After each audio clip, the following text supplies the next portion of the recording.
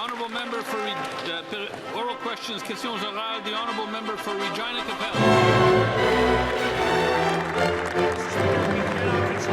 Abroad, but the Liberals do control the policies that they are imposing that make life more expensive, like the Liberal fuel standard. This is effectively another kind of carbon tax which adds 7 cents a litre and will rise to 17 cents a litre, meaning more costs for drivers, farmers, fishermen, and those who transport us our food.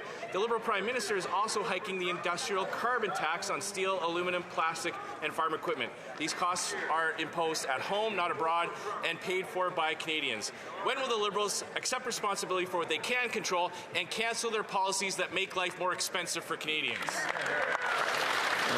The Honourable Minister for Jobs. The Honourable Minister of Energy and Natural Resources.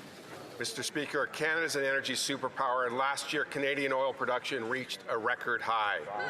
No one can predict the future of energy markets, but our allies are looking for stable, reliable energy supplies in an increasingly uncertain world. That's why we're fast-tracking projects like the Taylor to Gordondale pipeline.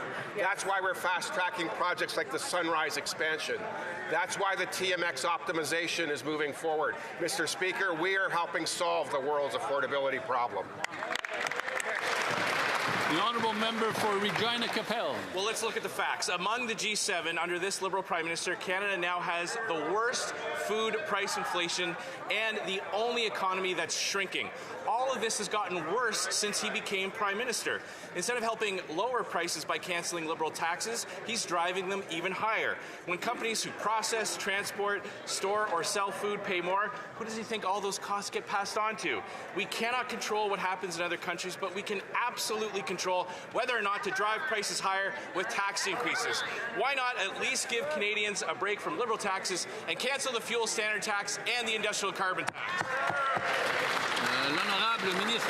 The Honourable Minister. Mr. Speaker, it's Monday. It seems that my colleague was missing in action.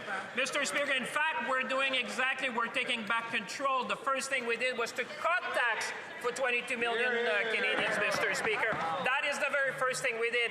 And just to correct the record, Mr. Speaker, Canada is projected to have the second fastest growth in the G7, Mr. Speaker. And this morning, Mr. Speaker, we had the G7 Finance Minister call. We're coordinating our action. We're going to take action together to make sure that we can bring energy to the world, Mr. Speaker. Thank you.